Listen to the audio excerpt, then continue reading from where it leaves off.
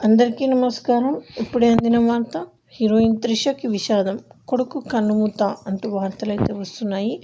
మరి దాని గురించి వీడియో చేయడం అనేది జరుగుతుంది.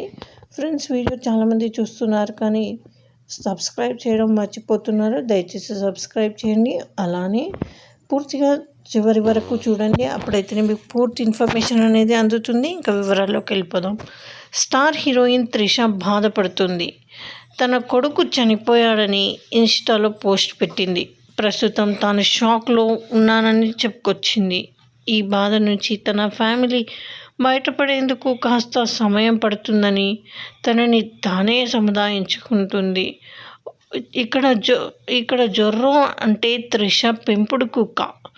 పేరుకే కుక్క కానీ కొడుకులా పెంచుకున్నట్లు ఇన్స్టాలో పోస్ట్ చూస్తే అర్థమవుతోంది.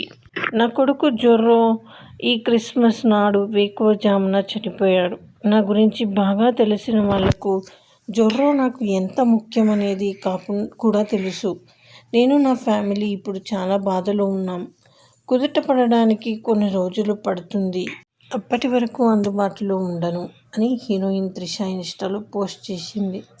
గత 20 ఏళ్లుగా దక్షిణాది భాషలో హీరోయిన్గా చేస్తున్న త్రిష ఇప్పుడు 40 ఏళ్లు దాటినా సరే స్టార్ హీరోయిన్ క్రేజీ ప్రాజెక్టులు చేస్తుంది. ప్రస్తుతం చిరంజీవి విశ్వంభరలో మెయిన్ హీరోయిన్ ఈమెనే.